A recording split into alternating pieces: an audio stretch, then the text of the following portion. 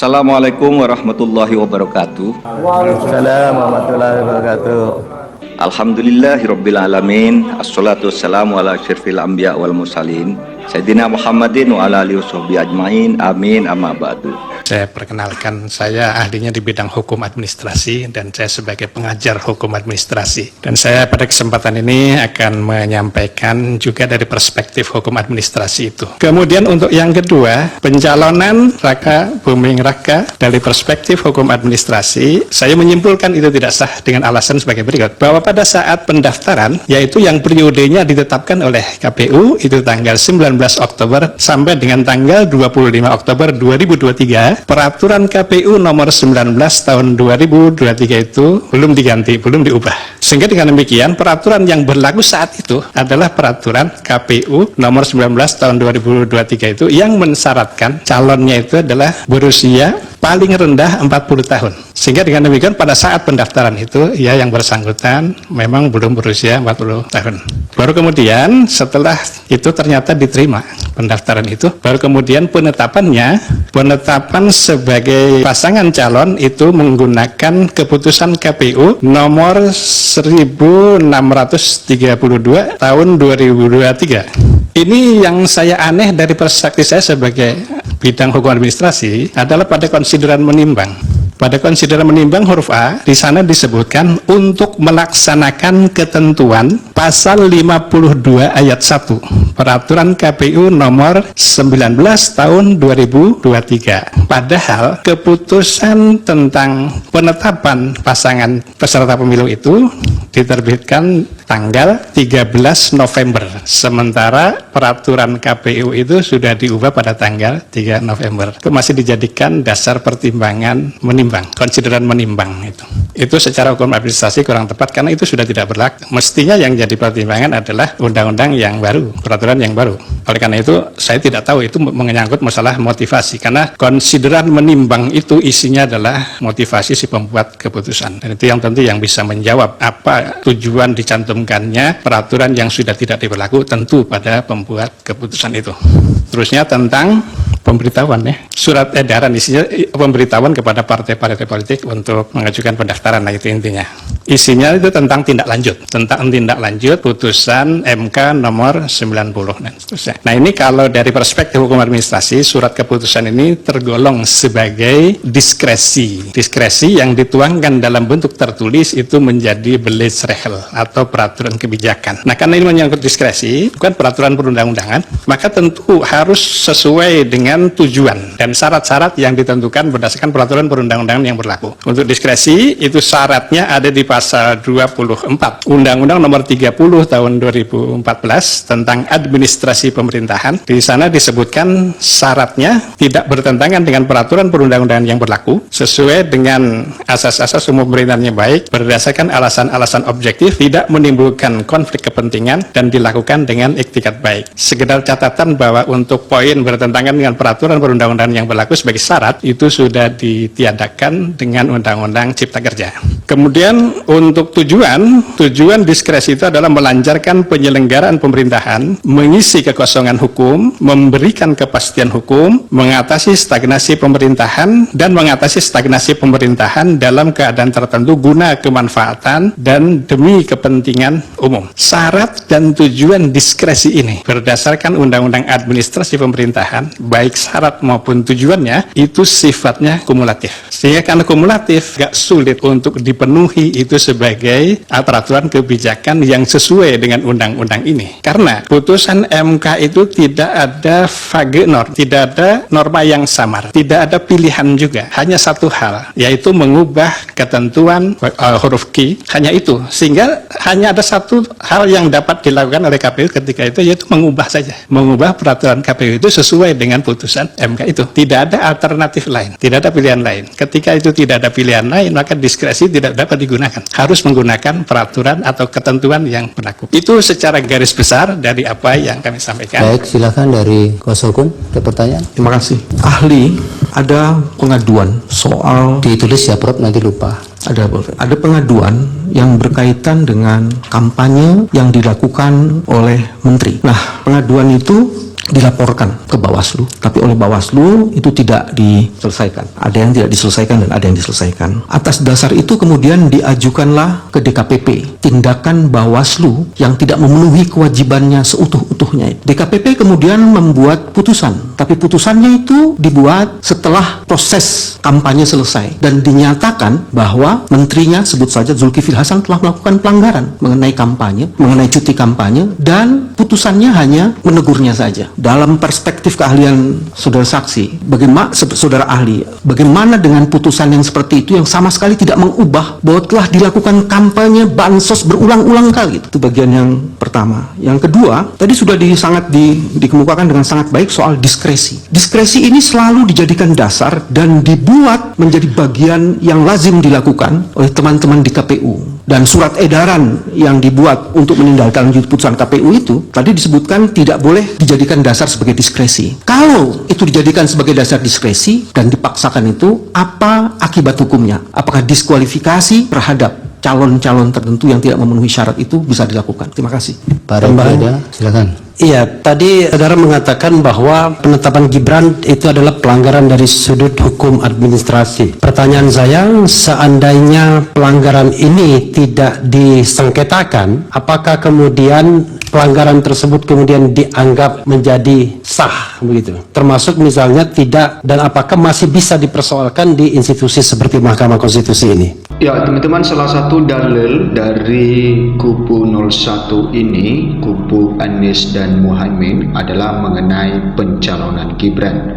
Ya, mereka mengatakan bahwa pencalonan Gibran tidak sah karena cacat di keputusan Mahkamah Konstitusi yang akibatkan MK memberikan sanksi hukum berat kepada Ketua Mahkamah Konstitusi pada saat itu, yaitu Anwar Usman.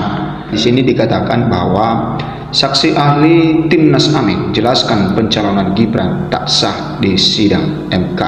Saksi ahli Timnas Amin ini menjelaskan bagaimana dengan pencalonan Gibran, ya, bahwa itu tidak sah di sidang Mahkamah Konstitusi. Apa itu yang disampaikan oleh saksi ahli Timnas Amin? Di sini dikatakan ahli hukum administrasi dari Universitas Islam Indonesia atau UII Ridwan menyebut pencalonan Gibran Raka Buming Raka sebagai calon wakil presiden Cawapres di Pilpres 2024 tidak sah secara hukum.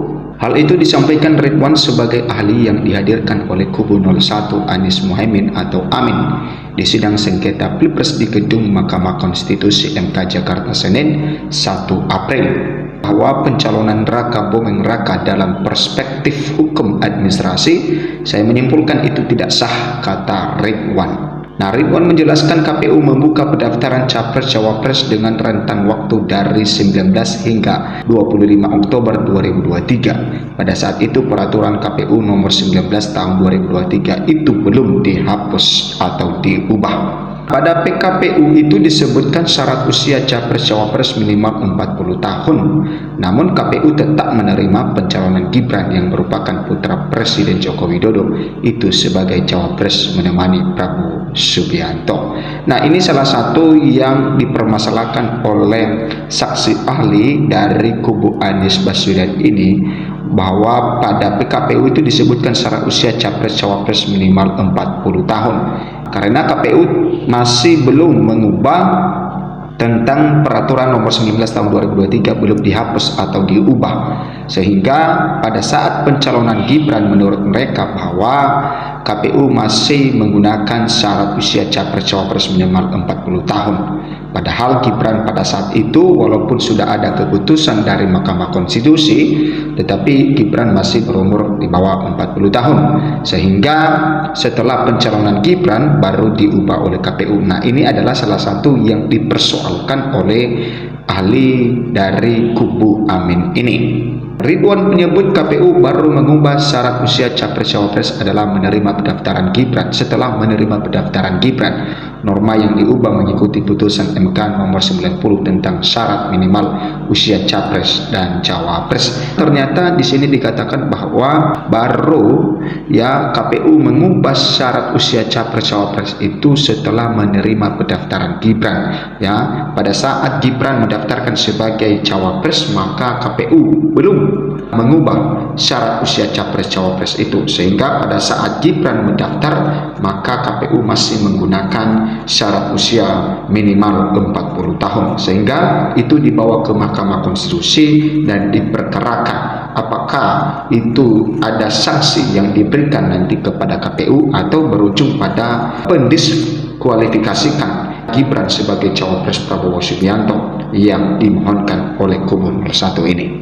Dalam putusan MK diatur capres dan cawapres boleh berusia di bawah 40 tahun adalah pernah atau sedang menjabat sebagai kepala daerah. Ini yang saya aneh dari perspektif saya sebagai ahli hukum administrasi adalah pada konsiderans menimbang huruf A. Di sana disebutkan untuk melaksanakan pasal 52 ayat 1 PKPU nomor 19 tahun 2023 pada keputusan tentang penetapan pasangan peserta pemilu itu diterbitkan tanggal 13 November. Sementara peraturan KPU itu sudah diubah pada tanggal 3 November. Kok masih dijadikan dasar pertimbangan menimbang? Konsiderans menimbang itu secara hukum administrasi tidak tepat karena tidak berlaku.